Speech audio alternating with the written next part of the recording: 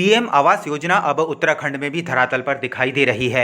हरिद्वार रोडगी विकास प्राधिकरण द्वारा पीएम आवास योजना के तहत रोशनाबाद में इंद्रलोक फेज 2 में बनाए गए 528 फ्लैट्स की चाबी आज उत्तराखंड के मुख्यमंत्री पुष्कर सिंह धामी इनके मालिकों को सौंपेंगे। प्राधिकरण द्वारा महज 1.5 साल में ही ये फ्लैट्स बनवाकर तैयार किए गए हैं। लॉटरी के माध्यम से इनका आवंटन किया जा चुका है। कार्यक्रम को भव्य बनाने के लिए सभी तैयारियां पूरी कर ली गई हैं। सीएम धामी आज यहां 465 करोड़ की करीब 12 विभिन्न योजनाओं का लोकार्पण और शिलान्यास भी करेंगे। उसमें जो हमारे कैबिनेट मिनिस्टर है शहरी एवं आवास जो माननीय प्रेमचंद अग्रवाल जी और सभी जो माननीय विधायक है यहाँ के और माननीय सांसद जी, सभी की इसमें जो है उपस्थिति रहेगी और सभी को हम लोग इनवाइट कर रहे हैं। हमारा हरिद्वार रोडगी विकास प्राधिकरण का ये पहला एक ऐसा इतना बड़ा एक वो है परियोजना जो हम लोग जो है 1.5 साल के अंदर जो है बन के तैयार हुए और हम लोग उनका जो है आवंटन भी कर दिए और अब जल्दी ही उनको चाबी भी माननीय मुख्यमंत्री जी के हाथों में जो है सौंपने जा रहे हैं। देखिए, मैं देखता हूँ कि जिस प्रकार से प्रधानमंत्री नरेंद्र मोदी जी ने जो विश्वास इस भारत देश की जनता को दिलवाया था और उस विश्वास पर वो बखूबी उतर रहे हैं। उन्होंने सबका साथ सबका विकास का जो नारा दिया था, उसी के तहत जो ये सब काम कर रहे हैं, चाहे वो आवास देने की बात हो, चाहे और ज़रूरी सुविधाएं देने की बात हो, तो इस रूप में हमारे मुख्यमंत्री जी भी पुष्कर सिंह धामी जी भी बहुत अच्छा कार्य कर रहे हैं। मैं उनको मेरा भी बहुत बहुत साधुवाद। देहरादून में शहरी विकास मंत्री प्रेमचंद अग्रवाल ने अफसरों को नरेंद्र नगर में प्रस्तावित G20 बैठक से जुड़े कार्य 20 मई तक पूरे करने के निर्देश दिए हैं। शहरी विकास निदेशालय देहरादून में हुई बैठक में मंत्री जी ने G20 से जुड़े निकायों में चल रहे कार्यों की जानकारी मांगी। उन्होंने कहा कि G20 से जुड़े सभी कार्य 20 मई तक हर हाल में पूरे कर लिए जाएं। G20 का कार्यक्रम बिल्कुल अब हमारे नज़दीक है जी।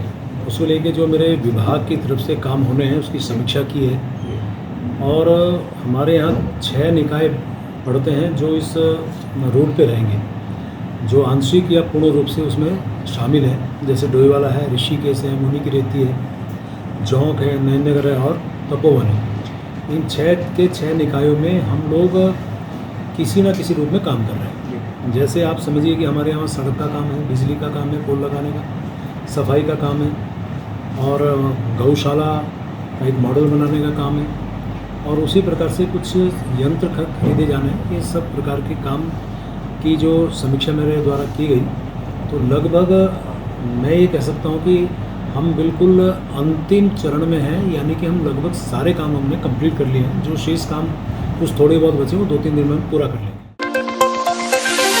आदि कैलाश यात्रा में जाने वाले श्रद्धालुओं का एक दल कैलाश मानसरोवर होटल जिमतड़ धारचूला में रुका है। इसी तरह धारचूला का हर होटल फुल है। उक्त दल के यात्रियों द्वारा आज उक्त होटल में हवन यज्ञ किया गया। उनके दल के लीडर ने बताया कि हम लोग 15 तारीख को धारचूला आ गए थे और आज 17 तारीख तक हम यहीं फंसे हुए हैं। हमारे दल में अमेरिका और कनाडा के लोग भी हैं।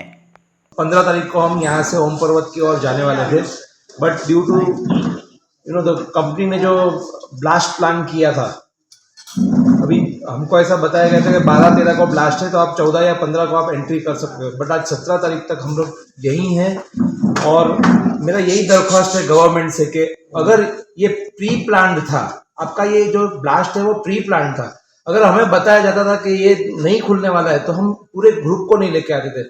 यहाँ आने के बाद मालूम पड़ा जो आपको इतनी परेशानी हुई, वहां पर ब्लास्ट किया तो सबसे पहले यात्रियों की व्यवस्था करनी चाहिए थी। अभी यात्री मेरे को पता चला कि धारचूला में एक रूम में 20-20 आदमी बिना चद्दर बिना गद्दा सो रहे। तो आपको ये ब्लास्ट का पता था, जो भी प्राइवेट कंपनी है, और ये ईश्वर सर्जित नहीं है, ये मानव सर्जित दुर्घटना है। तो इसीलिए मैं दरखास्त करूंगा कि जल्द से जल्द यात्रा शुरू की जाए। छातों के ऊपर स्नोफॉल हुआ है, उसकी वजह से रोड अभी तक नहीं खुल पाई है। ये बड़ा खेद का विषय है। और दूसरा ये कि गर्भाधार में जो है रोड बंद होने की वजह से भी काफ़ी इफ़ेक्ट पड़ा है पर्सनली निगम को भी, और इंडिविजुअली जो प्राइवेट तौर पे यात्री आ रहे हैं उनको भी काफ़ी दिक्कतों का सामना करना पड़ रहा है। इवन हमारे यात्रियों का भी थर्ड बैच में ही काफ़ी दिक्कतों का सामना करना पड़ रहा है। मैं यही निवेदन करूँगा कि इसका भी जल्दी से जल्दी समाधान हो जाए और यात्रियों को दर्शन हो जाए, ये अच्छी बात है। बीते 2017 और 2022 के विधानसभा चुनावों में कांग्रेस की करारी हार के बाद कांग्रेस एक बार फिर से अपनी पार्टी को मजबूत करने में जुट गई है। पार्टी के प्रदेश उपाध्यक्ष संगठन मथुरा दत्त जोशी ने कहा है कि हमारी पार्टी लगातार अपने आप को मजबूत करने का काम कर रही है। वहीं पूर्व सीएम हरीश रावत के ट्वीट पर मथुरा दत्त जोशी ने बोलते हुए कहा कि हरीश रावत ने कांग्रेस से जुड़िए यात्रा निकालने की बात कही है और निश्चित तौर पर यह स्वागत योग्य है, क्योंकि हरीश रावत पार्टी के वरिष्ठतम नेताओं में से एक हैं और कांग्रेस का पूरा प्रयास होगा कि इस यात्रा में ज्यादा से ज्यादा संख्या में लोग कांग्रेस के साथ जुड़ें। इस समय कांग्रेस को सत्ता में लाना पहला उद्देश्य है उत्तराखंड। हमको 2017 और 2022 की हार से सबक लेना पड़ेगा। सारे नेताओं को सबक लेना पड़ेगा कि इतनी अप्रत्याशित हार हुई कैसे, इस पर भी मंथन करना पड़ेगा। और हरीश रावत जी पार्टी के वरिष्ठतम नेता हैं। अगर उन्होंने कोई बात कही है, कोई बात लिखा है, तो निश्चित रूप से उसमें विचार होना चाहिए और विचारणीय भी है।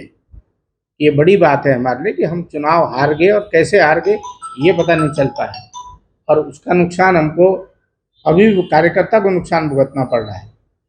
और इस समय पार्टी को और मजबूती प्रदान करने की आवश्यकता है। और माननीय अध्यक्ष जी निश्चित रूप से पूरे प्रदेश में घूम घूम कर कार्यकर्ताओं का मनोबल बढ़ाने का काम कर रहे हैं और पार्टी को मजबूत करने का काम कर रहे हैं। अतिक्रमण मामले में उत्तराखंड वन विभाग से बड़ी खबर सामने आई है।